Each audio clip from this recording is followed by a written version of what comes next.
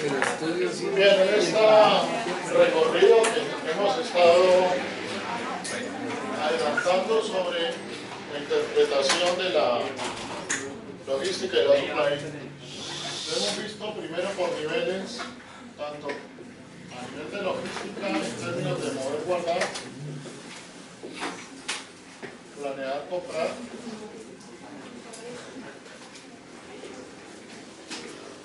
y luego lo vimos como supply en términos de supply chain y supply chain.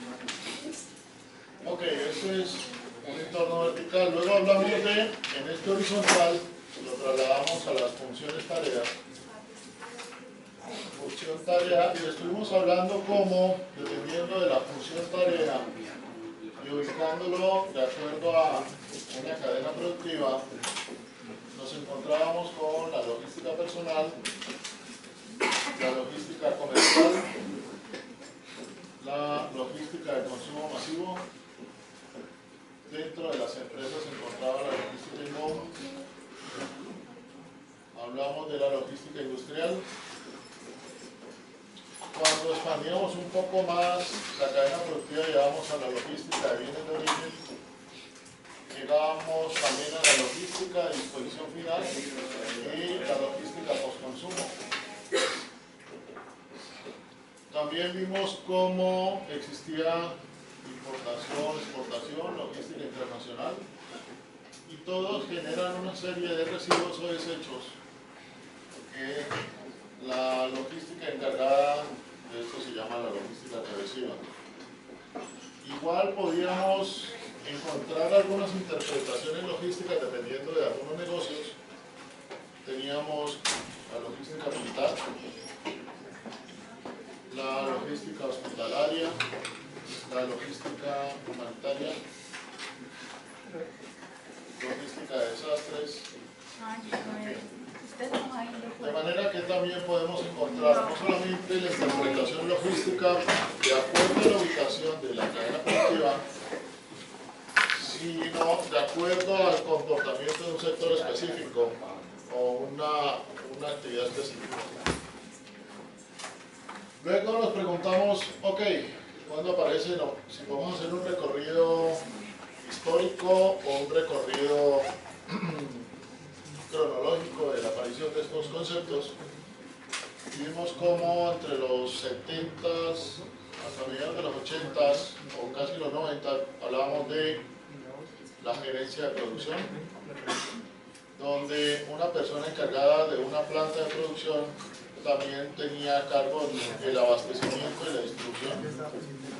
Luego vimos en los 90s hasta el 2000, que fue muy fuerte, o desde los 80s hasta los 90, mediados de los 90, 85-95, hablamos de la gerencia de operaciones, y en la gerencia de operaciones aparecen fuertemente los servicios. Y dijimos cómo los servicios, aunque tienen que ver con todos los temas relacionados con operaciones, se han quedado muchas veces cortos en la interpretación del gerente de operaciones. En la mayoría de servicios lo encontramos como director de servicios generales o como un cargo muy genérico, pero que es un cargo relacionado con actividades logísticas. Por ejemplo, una transformación del lenguaje, mientras acá hablábamos de inventarios de materias primas y productos terminados, fue común que se hablara, que en los servicios se habla de inventarios de insumos, ¿ya? Para hacer una connotación sobre los elementos que se requieren para prestar el servicio. Luego llegó la gerencia logística con un factor muy importante en nuestro país llamado la apertura económica, y a partir de esta apertura económica para la comercialización de bienes o servicios, ya la importación de productos terminados para ser comercializados, la exportación de productos terminados o la importación de materias primas. También con el crecimiento de los servicios llegó el crecimiento de los servicios comerciales. Se volvió muy importante todo lo que era el abastecimiento y la distribución como tal. En esta época en nuestro país se concentraron los servicios logísticos, aparecieron los CENTIS o los centros de distribución en los países, en las empresas, recogieron distritos, sucursales, lo que llamaban como distritos o sucursales, y y aparecieron los servicios de los operadores logísticos, o el 3PL, la tercera parte logística. Hacia mediados de, empezando los 2000, ya a mediados de 2000, de la década anterior, podríamos hablar que comienza la agencia de la supply a aparecer fuertemente y un cambio estructural fuerte, así como lo fue la apertura en su momento, un cambio estructural fuerte en las empresas que determinan disponer de supply es porque han adquirido en la gran mayoría un sistema integrado de información tipo ERP. Y estos sistemas integrados de información trabajan fundamentalmente con la filosofía de procesos transversales. Y así es como estamos viendo la llegada fuerte de estos, del concepto de supply a las empresas. Por último, en otros países, por supuesto Colombia está en proceso, estamos viviendo toda la llegada o el impulso de la supply web a través de la función de la generación de redes físicas y redes virtuales, la integración de las dos tipos de redes, el uso y el apalancamiento de estas actividades con tecnologías de la información y la comunicación y cómo esto está permitiendo que sin importar de dónde es el abastecimiento de la distribución o dónde se va llegando en ámbitos globales.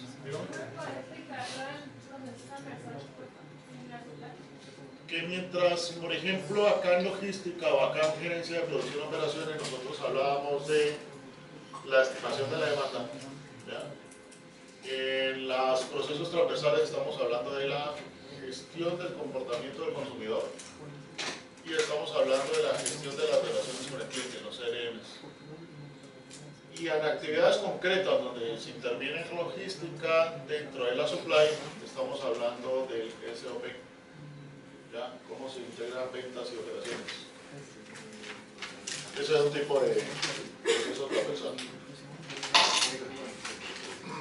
No, más que comunicación con el cliente es que se baja todo el conocimiento que se tenga del cliente y las relaciones que uno tenga con él, y los forecasting ya no se convierten en un ejercicio de operación matemática o de operación de algún modelo, sino que se trata de sacar información de comportamiento en tiempo real para que sea interpretado a través de algún modelo. Es muy diferente no tener un archivo histórico de datos y sobre ese es el que proyecta, a tener en vivo los datos y sobre eso hacer cálculos, hacer análisis.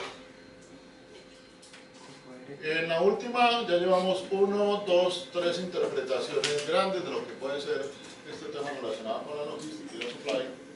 Y en la última etapa, desde la clase pasada, comenzamos a ver la interpretación a partir de lo que son los procesos de bienes o servicios.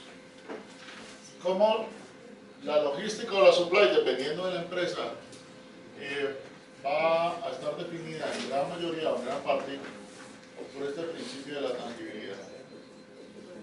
Y en este principio de la tangibilidad, para bienes o servicios,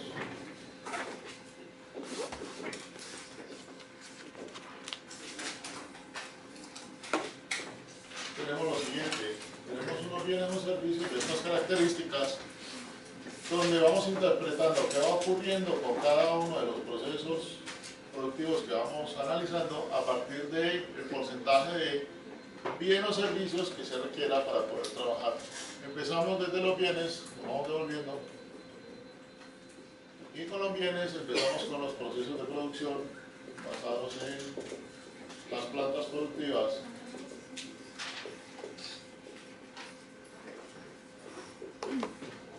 Y hablamos de la primera planta productiva, la denominada línea, donde veíamos cómo era una máquina gigantesca, compacta, que le llega materia prima por varios puntos y generamos producto terminado listo para consumo. Estábamos hablando que estas máquinas son de alta tecnología, son de alta velocidad. Al ser unas máquinas de altísima velocidad, jalan mucho o requieren muchísimo nivel de materia prima y generan mucho nivel de producto terminado. Cuando digo muchísimo, algo en superlativo mucho, Estoy hablando que requiere un centro de abastecimiento y un centro de distribución. Por supuesto aquí compras establece un patrón muy importante. Por supuesto aquí planeación de producción va a determinar cuánto es el inventario de producto terminado para la venta. Las otras características que hablamos sobre este proceso productivo estaban relacionados con el lugar. Es importante determinar el lugar por el tipo de red física que se puede establecer. También el tipo de físico, de terreno, el componente de energía que se requiere para poder operar una máquina de estas. Y hablamos de algunos factores relacionados con la gente en términos de salud ocupacional, seguridad y salud ocupacional, y en términos de los riesgos que pueden correr con una máquina de estas. Ok, continuando con nuestra actividad, entonces hablamos de los flujos continuos. Y cuando tengo un flujo continuo, normalmente me encuentro un proceso productivo con estas características. Es una planta que tiene tres componentes grandes. Tiene un componente de proceso, un componente de llenado y un componente de empaque y embalaje. Son plantas que trabajan de esta manera y la característica o la forma como yo planeo, o el planeador de producción, la forma como tiene que interpretar a esta planta es a través de lotes. Le llaman también planeación basada en batch, en lotes. Si usted se encuentra trabajando en Bogotá o hacia el centro, le van a hablar de cochadas. Si está en la costa, le van a hablar de tandas. Pero son palabras genéricas que significan lo mismo. ¿Y qué es lo que usted tiene que alistar? Usted tiene que alistar 3 plantas en una. Usted tiene que alistar, hacer alistamientos para procesos y procesos productivos de base química, de mezclas, donde usted tiene que agitar líquidos o mezclar líquidos. Es todo un proceso de cocimiento. Normalmente es de altísima base acuosa. Base acuosa significa es que el agua es la principal medio y materia prima para poder trabajar en estas plantas. Y las plantas más comunes de estas son tanto líquidos, todo lo que sea empacado líquido, ya sea refrescos, gaseosa, cerveza, en fin, mucho medicamento también que sea líquido, limpiadores de parapiso también que sea líquido. Y podríamos hacer un ejercicio de ir aquí a un supermercado acá al frente, pararnos en la puerta y que ustedes me dijeran cuántos líquidos se encuentran, por lo tanto cuántos tipos de plantas productivas podríamos estar hablando que hacen estos procesos. En el segundo componente, usted tiene que organizar el llenado, y para llenado tiene que organizar todo lo que es envase y etiqueta. De esta manera, normalmente se diferencian estas plantas porque a esto le llaman todo el componente de 4, envase, empaque, embalaje, etiqueta, y esto es todo lo que le llaman el componente de granel. Aquí tiene que abastecer envase y abastecer etiqueta. ¿Cómo lo abastece? Lo puede tener a través de una planta de inyección y una planta de llenado. Una planta de inyección y una planta de soplado. Por ejemplo, si usted está utilizando envase plástico, entonces usted sincroniza los dos componentes o los dos ingresos de esta materia prima en el momento que tiene que llenar. Si lo hace a través de un envase de vidrio, igual. O si lo está haciendo a través de lata de aluminio. Pero el hecho es que aquí en este componente de llenado usted se va a encontrar diferentes tipos de llenadores dependiendo de la característica del envase que usted maneja. Y por último, en el empaque y el embalaje tenemos todo lo que es la paletización, todo el manejo del pallet o el manejo de la estiba y todo lo que signifique el embalaje a través de la caja corrugada o el tipo de caja corrugada o caja de cartón que vaya a trabajar y el tipo de manejo en términos del embalaje para ese producto. En los videos que les he mostrado, sobre todo en el video de hace 2 clases que veíamos el centro de almacenaje de esta planta y veíamos cómo, por ejemplo, despachaban cerveza, ustedes mismos veían que la cerveza la manejaban con una placa de cartón sobre eso colocan las latas, y las latas son o termoencogibles o en estrés. Esa es otra forma de usted generar embalaje, ahorrando mucho componente de caja corrugada. Características de las compras. Entonces las compras, ya hablamos de la planeación, que tiene que ser en lotes. Usted los lotes los hace de manera escalar, ascendente o descendente, dependiendo por los tamaños de envase, por los tipos de producto. El hecho es que cada vez que usted organiza un proceso productivo para fabricar los productos ABC y va a volver a cada uno de estos tiempos que están aquí, es el tiempo de alistamiento de todo el flujo continuo. El alistamiento de todo el flujo continuo significa que usted tiene que lavar todos estos y organizar todos estos tanques y llenadoras y en fin para volver a arrancar el siguiente proceso. Si usted está llenando refrescos, arranca de los ácidos a los dulces, de los dulces a los ácidos, ¿cómo lo hace? O arranca de los claros a los oscuros, ¿ya? O arranca llenando los de menos grados bricks de viscosidad, los que son más viscosos. ¿Usted cómo organiza el secuenciamiento de planta? Y es donde aparece todo ese principio de secuenciamiento. Porque cada vez que usted tenga que cambiar, pues en la medida en que cambie o sea más dificultoso los cambios, tiene que intervenir en llenar con boquillas, cambiar boquillas o partes cada vez más complicados, pues se va a volver más costoso un cambio de una resistencia a otra. Ok, también usted se puede encontrar que estas plantas se pueden partir por aquí, en este componente, entre granel y E4. Usted esto lo puede tener en un país uno y esto en varios países. Usted puede despachar el granel concentrado y lo distribuye a los diferentes países para que ellos hagan las diferentes dosificaciones y empaquen con etiquetas y empaques de cada país. O usted puede tener por áreas, porque por ejemplo aquí puede ser que la materia prima sea más barata o la coloca en un nodo en un centro donde haya más materia prima.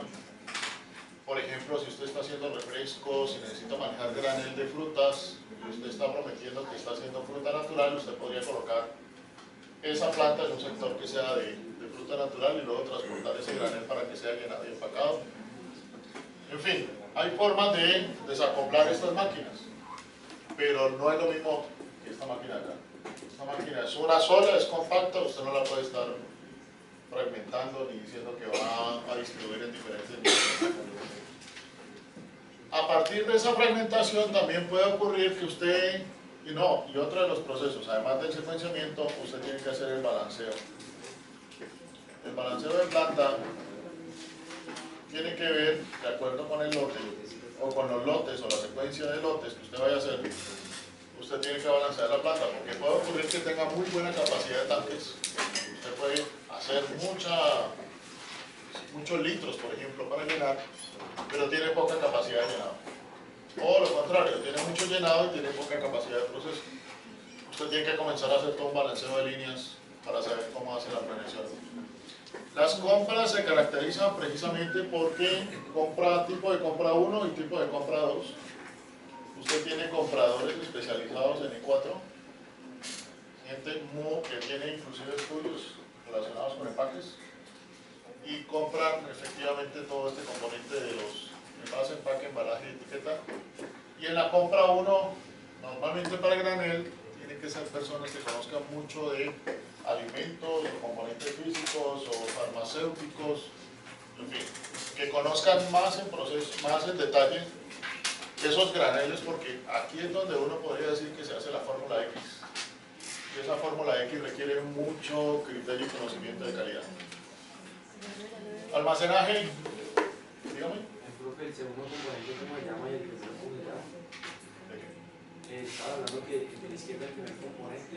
Granel, compra 1, compra 2 y 4. Este es compra, el tipo de compra.